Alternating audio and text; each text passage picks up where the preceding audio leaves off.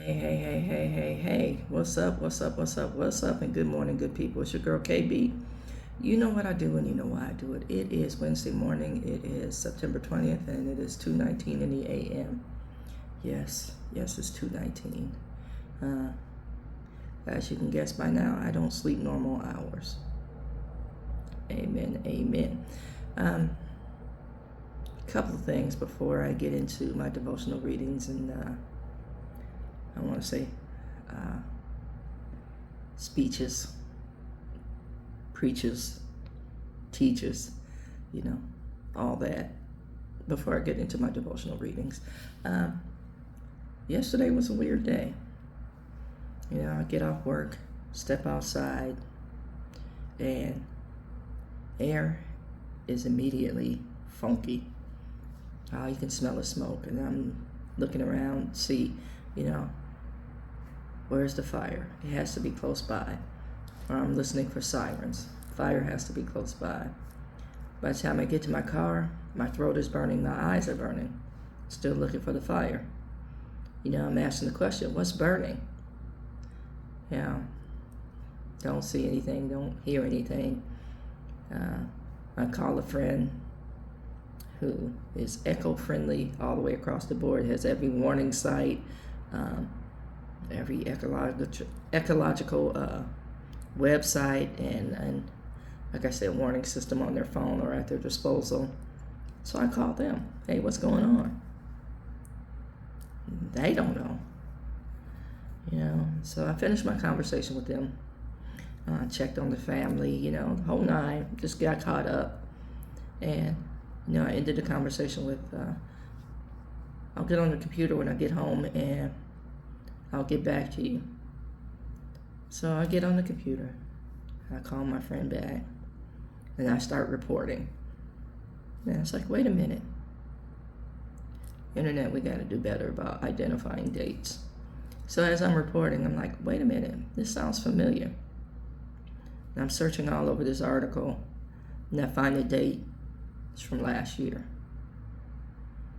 But the date wasn't clearly visible. I said, look, I'll text you when I find the real deal. So start searching again. Our air quality here is funky because of wildfires in the Pacific Northwest, Oregon to be specific. I live in California, and kind of like the middle of California, so the smoke has traveled this far.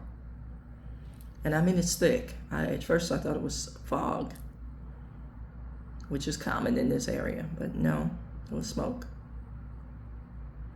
Okay, so that was one thing that was unusual yesterday. The other thing, and I know I don't hold a popular opinion with this, and it irritates people based on my line of work, but I can't be silenced when things, I don't even want to say things, people hang in the balance.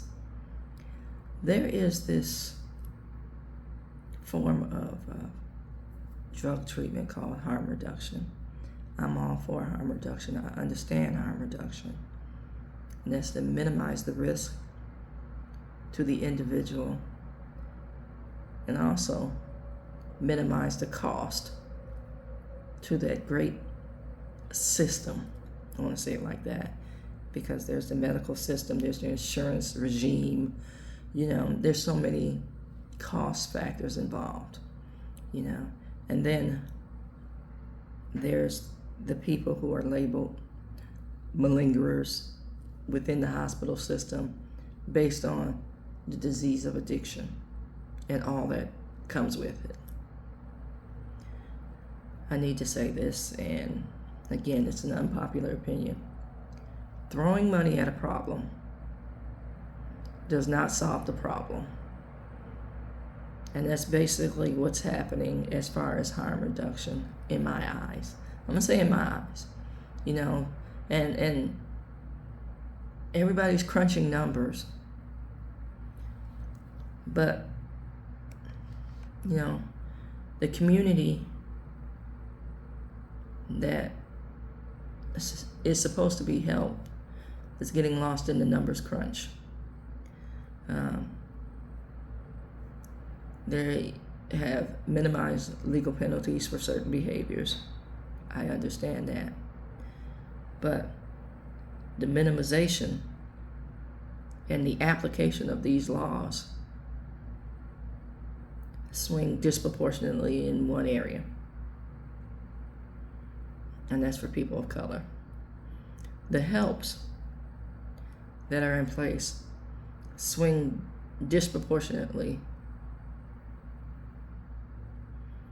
and the helps that are in place have created a sense of entitlement with no regard to the consequences of the behavior.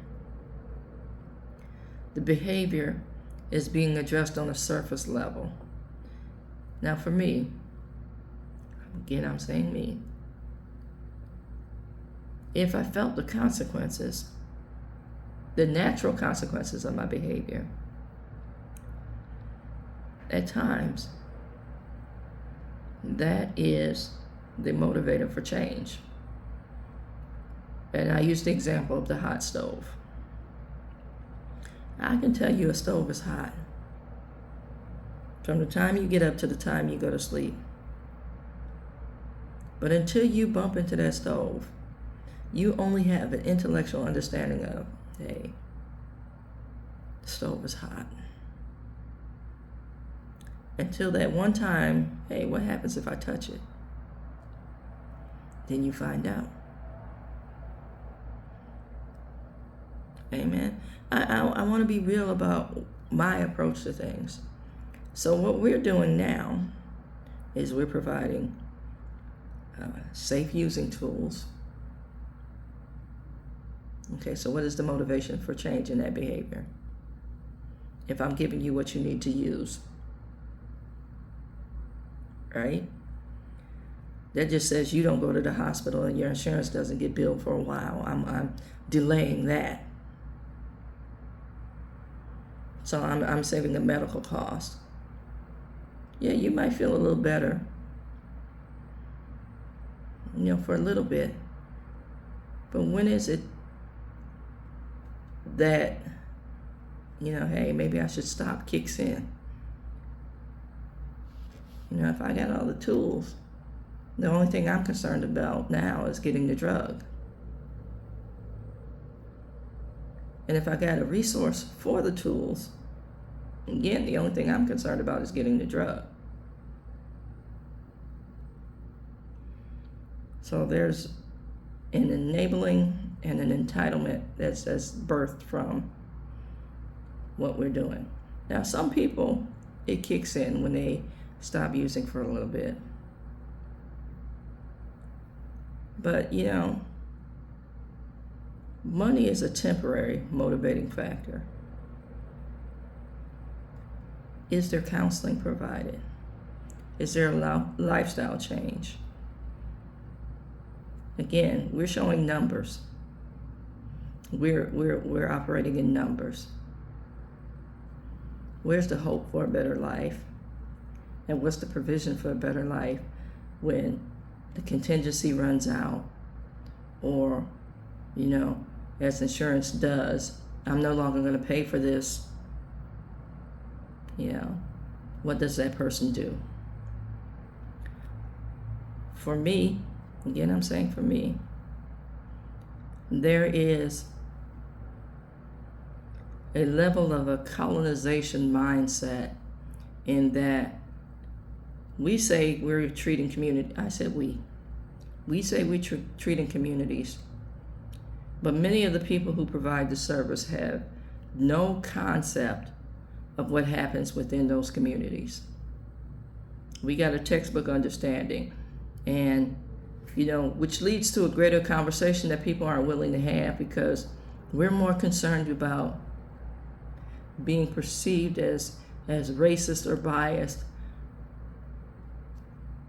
than we are about educating ourselves so that we don't come across as racist or biased, and we understand the inner workings of what we say we're trying to do.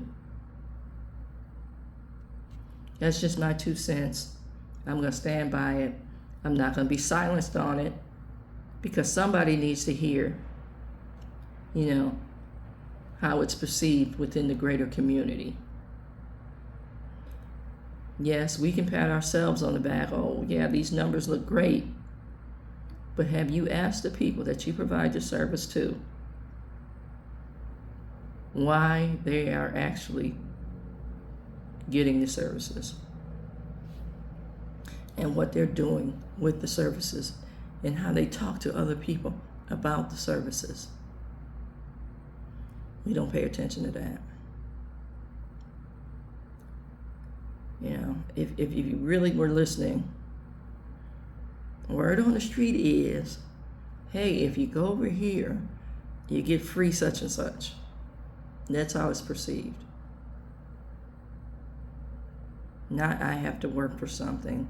Not, hey, there's some hope attached to this. These people over here are providing this and they're doing that in conjunction with this. You don't hear any of that. It's like, if you go over here, you get some free. But again, that talks to a bigger conversation about the isms and biases in our healthcare system. But that's a conversation people are afraid to have.